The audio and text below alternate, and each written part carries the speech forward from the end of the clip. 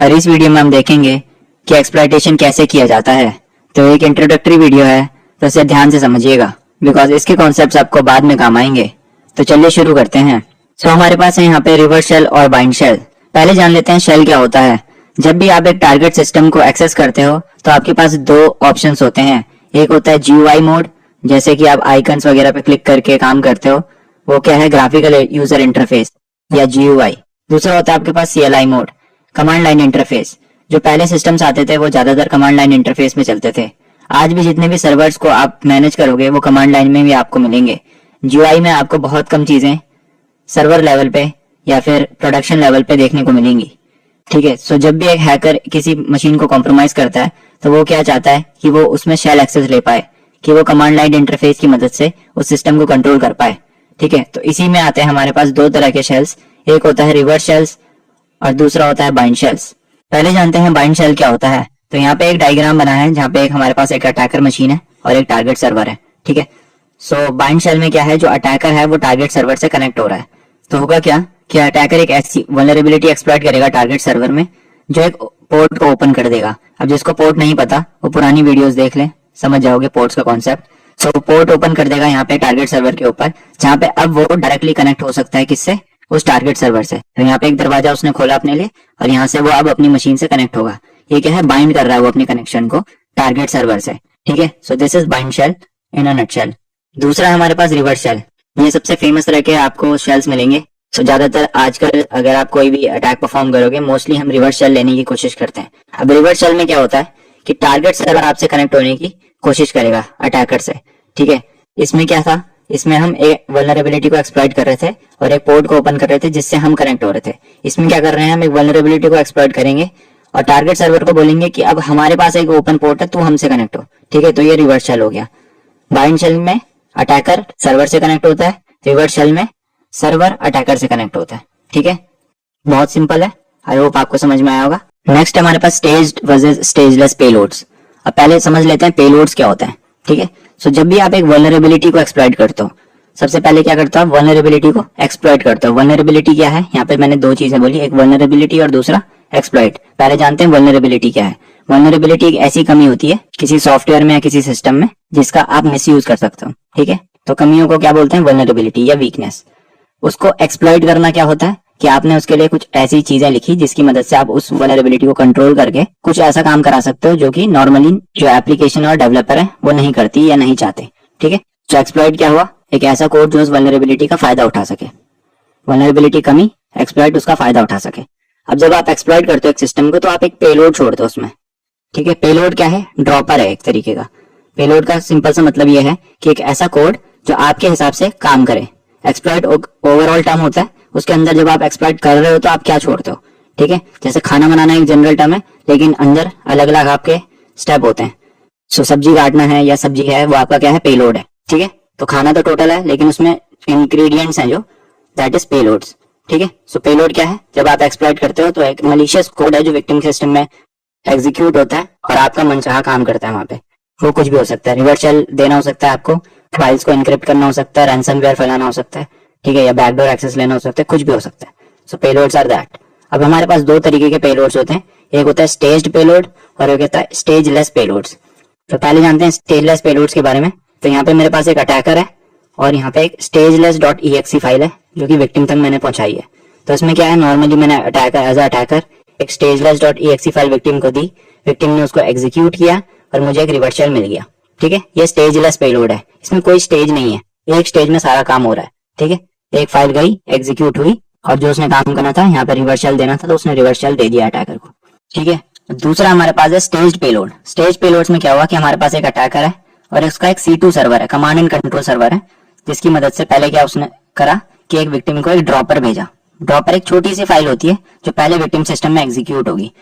छोटी सी फाइल होती है, उसका जो साइज होता है वो भी कम होता है। सो ड्रॉपर एग्जीक्यूट हुआ विक्टिम सिस्टम में और उसके बाद वो पूरा पेलोड है जो बाकी का पेलोड है उसको फिर डाउनलोड करेगा अटैकर के सर्वर से और फिर एग्जीक्यूट होगा। तो इसमें क्या है, दो स्टेज यहाँ पे एग्जीक्यूट हो रही है। पहला स्टेज क्या था, ड्रॉपर। अटैकर ने ड्रॉपर भेजा विक्टिम को, विक्टिम ने डबल क्लिक किया ड्रॉपर में, ड्रॉपर एग्जीक्यूट हुआ सिस्टम में, उसने क्या करा, फिर सर्वर से कनेक्ट हुआ अटैकर के, फिर जो मेन पेलोड है उसको डायरेक्टली इंस्टॉल कर दिया या एग्जीक्यूट कर दिया विक्टिम मशीन में और फिर हमारे पास रिवर्स शेल मिला। तो पहला स्टेप ड्रॉपर, दूसरा स्टेप वो कनेक्ट होगा उससे, और फिर रिवर्स शेल। तो 2 स्टेप में यहाँ पे काम हो रहा है। तो दिस इज स्टेज्ड पेलोड। ठीक है, तो स्टेजलेस में क्या था, एक स्टेज में सारा काम होता है। स्टेज पेलोड्स में मल्टीपल स्टेजेस में या कम से कम 2 स्टेजेस में काम होता है। अब ऐसा क्यों होता है आगे देखते हैं। तो मैंने यहाँ पे फिर से टेबल बना रखी है इन दोनों के डिफरेंसेस के लिए। पहला चीज है यहाँ पे डेफिनेशन। सो स्टेज पेलोड क्या है, composed of multiple parts including a stager and the final payload. ठीक है, तो स्टेज पेलोड में क्या होता है, मल्टीपल पार्ट्स होते हैं जैसे कि मैंने बताया आपको। इसमें से क्या होता है, या तो स्टेजर होता है और उसके बाद फाइनल पेलोड होता है। तो स्टेजर और ड्रॉपर सेम चीज है, स्टेजर भी बोलते हैं ड्रॉपर भी बोलते हैं इसे। और उसके बाद जो एग्जीक्यूट होता है फाइनली, वो होता है फाइनल पेलोड। ठीक है, आपका ये मेन पेलोड। स्टेजर्स में ऐसा कुछ नहीं होता, a self contained package that includes everything needed to be execute. ठीक है, तो अगर मैं इसमें पीछे जाऊं वापस, तो यहाँ पे एक फाइल थी हमारे पास, सेल्फ कंटेन्ड पैकेज था जिसमें सब कुछ था जो एग्जीक्यूट होने के लिए जरूरी था, stageless.exe नाम से। नेक्स्ट पैरामीटर हमारे पास execution process. So require an initial stager to connect and download the final payload. तो इसमें क्या होता है, एक ड्रॉपर की जरूरत होती है, एक स्टेजर की जरूरत होती है फाइनल पेलोड को एग्जीक्यूट कराने के लिए। स्टेजलेस पेलोड्स में ऐसा कुछ नहीं होता, execute in a single step, जैसे कि मैंने आपको बताया था, without needing to download additional components. तो एक बारी में सब कुछ हो जाएगा आपका। अब मेन चीज है ये पैरामीटर फाइल साइज। स्टेज और स्टेजलेस पेलोड के बीच में जो मेन डिफरेंस है, generally smaller due to separation of stages. तो ये जो स्टेज पेलोड होता है, इसका जो साइज होता है वो क्या होता है, स्मॉलर होता है, क्योंकि पहले आपका एक ड्रॉपर होगा जो कम साइज का होगा, वो एग्जीक्यूट होगा सिस्टम में, और उसके बाद वो फाइनल पेलोड को एग्जीक्यूट करेगा। तो 2 स्टेजेस में होता है, तो जो पेलोड है वो बढ़ जाता है 2 स्टेजेस में, तो उसका साइज भी कम होता है।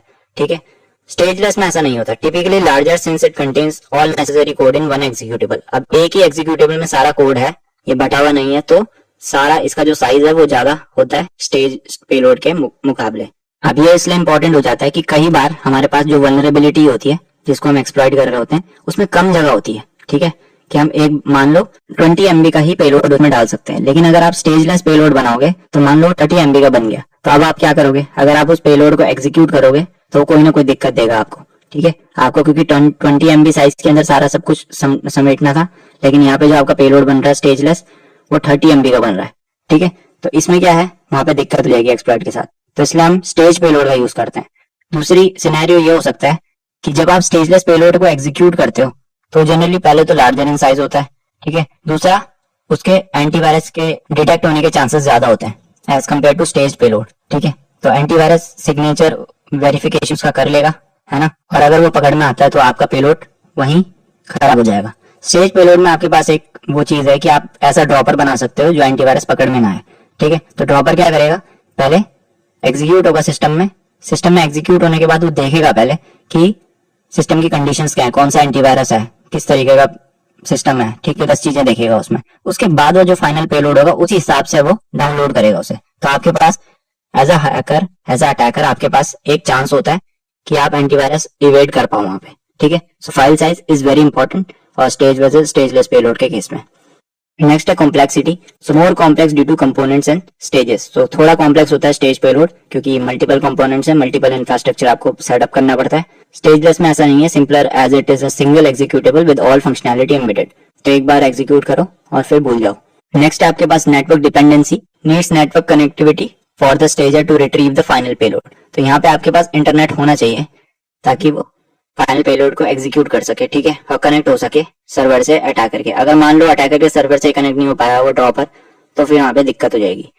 इसका क्या है, can operate independently once executed as it does not require additional downloads. तो इसका क्या है, एक बार एग्जीक्यूट हो जाए तो ये आपको कनेक्शन दे देगा कैसे भी, अगर इंटरनेट है सिस्टम में, नहीं तो बार बार पीरियोडिकली चेक होके आपको दे देगा कनेक्शन। ठीक है, एंड लास्ट है हमारे पास stealth and detection. So mostly not detectable due to multiple network interaction and the presence of a stager. जैसे कि मैंने आपको बताया था, थोड़ा स्टेल्थ स्टेज पेलोड प्रोवाइड कराते हैं आपको as compare to stageless payload. So generally detectable because network interaction, और आपके पास एक ही होता है, एक शॉट होता है आपको अपना पेलोड एग्जीक्यूट कराने तक और रिवर्सल लेने तक।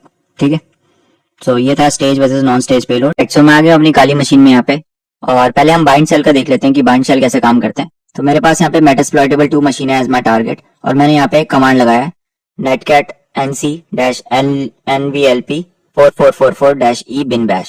सो ये कमांड क्या कर रहा है, ये netcat का यूज कर रहा है एक पोर्ट को ओपन करने के लिए इस पर्टिकुलर मशीन में, दैट इज पोर्ट 4444। और जब भी कोई इसमें पोर्ट में कनेक्ट होगा तो वो क्या एग्जीक्यूट करेगा, एक शेल एग्जीक्यूट करेगा bin bash। ठीक है, सो एक टिपिकल बाइंड शेल का सिनेरियो है जहाँ पे मैंने एक बैकडोर क्रिएट कर लिया है एक टारगेट सर्वर के ऊपर, और अब मैं एज अटैकर फ्रॉम माई खाली मशीन इससे कनेक्ट करूंगा। सो मैं कमांड लगाऊंगा उसके लिए एनसी, एंड उसके बाद मुझे आईपी एड्रेस पता होना चाहिए टारगेट मशीन का। सो दैट इज 192.168.29150, और उसके बाद कौन सा उसमें कनेक्ट होना है मुझे 4444 में। If I enter, okay so एक दिक्कत आ गई थी यहाँ पे, मैंने नेटवर्क से कनेक्ट नहीं कर रखी थी अपनी दोनों मशीनें, बट अब ये कनेक्ट हो चुकी है। मेरे पे आईपी एड्रेस आ चुके हैं यहाँ पे मेरे टारगेट सर्वर की। सो अगर मुझे अब कनेक्ट करना है इस टारगेट सर्वर से, सो टिपिकल बाइंड शेल सिनेरियो में, सो मैं कमांड लगाऊंगा नेट कैट, और उसके बाद मैं लगा लेता हूँ -v भी लगा लेता हूँ, एंड उसके बाद मैं टारगेट सर्वर की आईपी एड्रेस दूंगा 192.168.29150, और लास्ट में पोर्ट जिससे हमें कनेक्ट होना है, so that is 4444। If I enter now, so यहाँ पे मेरे पास एक कनेक्शन आ गया है ओपन। यहाँ पे देखो एक कनेक्ट हो चुका है यहाँ पे इस पर्टिकुलर आईपी एड्रेस से। ये रहा मेरा अटैकर सर्वर की आईपी एड्रेस, ठीक है। सो अब मैं कोई भी कमांड लगाऊंगा यहाँ पे, who am I, so MSF admin, तो अब मैं इस टारगेट सर्वर के अंदर सारी चीजें देख सकता हूँ जो भी फाइल्स इसके अंदर है, ठीक है। तो इस तरीके से बाइंड शेल काम करता है, जहाँ पे मैंने क्या किया, पोर्ट 4444 को एक्सपोज किया है इस पर्टिकुलर सर्वर में या मशीन में, टारगेट मशीन में, और उसके बाद मैंने अपनी अटैकर मशीन से इससे कनेक्ट किया। तो एक बैकडोर का काम करता है ये, ठीक है। अब देखते हैं रिवर्स शेल कैसे काम करता है। तो रिवर्स शेल के लिए हम सेम चीज करेंगे रिवर्स शेल के लिए, लेकिन हमारा जो अटैकर मशीन है वो एज ए लिसनर काम करेगा। तो मैं यहाँ पे नेटकैट LVNP 4444 कमांड लगा लेता हूँ। तो अभी क्या है, हम लिसन कर रहे हैं इस बार 4444 में। LVNP का मतलब है listen on this port number, ठीक है। और अब मैं अपनी टारगेट मशीन में जाऊंगा, यहाँ पे मुझे एक कमांड लगाना पड़ेगा। अब मुझे अटैकर मशीन से कनेक्ट होना है, सो मैं सेम चीज करूंगा, नेटकैट 192.168.291.160, ये मेरी अटैकर मशीन की आईपी एड्रेस है, और 4444 से मुझे कनेक्ट होना है। और जब मैं कनेक्ट हूं तो मुझे क्या करना है, एग्जीक्यूट bin bash एग्जीक्यूट होना चाहिए, ठीक है। So if I enter now, तो यहाँ पे मुझे कनेक्शन मिल गया। तो सेम मैं अगर कमांड लगाऊं वापस अपनी अटैकर मशीन में जाके हु एम आई लिखूं मैं, तो MSF एडमिन नाम, और हम सारी जितनी भी फाइल्स हैं यहाँ पे वापस व्यू कर सकते हैं। तो सेम चीज है, बाइंड शेल में हमने इसको एज अ लिसनर बनाया था टारगेट मशीन को, और अटैकर मशीन से हमने कनेक्ट किया था। रिवर्स शेल में हमने यहाँ पे इसको लिसनर बनाया अटैकर मशीन को, और इसके थ्रू इससे कनेक्ट करा, ठीक है। अब चलते हैं स्टेज वाइज स्टेजलेस पेलोड्स में, तो उनको भी देख लेते हैं एक बार।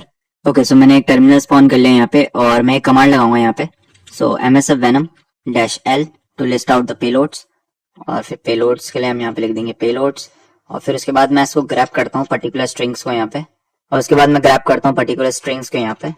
सो मैं यहाँ पे लिखता हूँ Windows meterpreter reverse TCP। If I enter, यहाँ पे मैं इसको बंद करना भूल गया हूँ, ठीक है। सो अभी मुझे कुछ रिजल्ट दिखाएगा यहाँ पे। सो मैं MSF venom का यूज कर रहा हूँ, जो MSF venom मेटास्प्लॉइट के साथ आता है जो, ठीक है। तो ये इसमें अलग अलग पेलोड्स होते हैं आपके पास जो आपने देखे होंगे, बट मैं यहाँ पे आपको क्या दिखा रहा हूँ, स्टेज पेलोड्स का एग्जांपल दिखा रहा हूँ। तो अगर आप यहाँ पे ध्यान से देखोगे तो ये क्या है, एक स्टेज पेलोड है। मैं बताता हूँ कैसे। तो यहाँ पे क्या लिखा है, Windows/x64/VNC inject/reverse TCP RC4, या रिवर्स TCP, ये वाला देख लेते हैं। तो सबसे पहले क्या है, प्लेटफॉर्म है स्लैश, उसके बाद क्या है, उसका आर्किटेक्चर है 32 बिट या 64 बिट। सो यहाँ पे 64 बिट है। उसके बाद क्या है, /VNC इंजेक्ट। तो क्या है पेलोड, VNC टाइप पेलोड है जो इंजेक्ट कर रहा होगा शायद कुछ मेमोरी में। और लास्ट में है /reverse TCP। सो ये जो स्लैश है ना बीच का, ये शो करता है कि जो एक्सप्लॉइट है वो स्टेज पेलोड है आपका। ये स्लैश आपका स्टेजेस में हो रहा है, पहले ये होगा फिर ये होगा, ठीक है। ये है आपका स्टेज पेलोड। अब ऐसे ही मैं आपको क्या दिखाता हूँ, एक स्टेजलेस पेलोड दिखाता हूँ, तब आपको ज्यादा समझ में आएगा। ओके सो मैंने री एग्जीक्यूट किया यहाँ पे, और इस कमांड का यूज किया मैंने, ठीक है। इस बार मैंने विंडोज हटा दिया यहाँ पे से, एंड meterpreter_reverse_TCP। तो ये अगर आप देखोगे ये OS X का पेलोड है, OS X मतलब मैक OS का पेलोड है ये। और यहाँ पे क्या देखो, फिर से प्लेटफॉर्म है, उसके बाद आर्किटेक्चर है, और उसके बाद मीटरप्रेटर के बाद स्लैश नहीं है। दैट मीन्स ये एग्जीक्यूट नहीं हो रहा है स्टेज में। तो ये क्या है, स्टेजलेस पेलोड है, ठीक है। तो एक बारी में ये पूरा पेलोड एग्जीक्यूट होगा, ये स्टेजेस में नहीं होगा। स्टेज पेलोड में क्या था कि आपके पास यहाँ पे स्लैश होता है, meterpreter/reverse TCP, ठीक है। बट यहाँ पे ऐसा नहीं होता है, ठीक है। स्टेजलेस पेलोड में आपका ये पेलोड पूरा एक बारी में जाता है। तो ये पहचान होती है अगर आप मेटास्प्लॉइट के साथ काम कर रहे हो, या मीटरप्रेटर पेलोड के साथ काम कर रहे हो, या किसी भी MSF venom रिलेटेड पेलोड के साथ काम कर रहे हो, तो आपके पास यहाँ पे ये निशानी है इसको पहचानने की। अगर यहाँ पे स्लैश है तो that means it is a stage payload, और अगर यहाँ पे स्लैश की जगह अंडरस्कोर है तो that means it is a stageless payload. तो आई होप आपको ये समझ में आया होगा। तो अगर वीडियो पसंद आई हो तो उसे लाइक मारो, and also subscribe to this channel. मैं मिलता हूँ आपको अगली वीडियो में।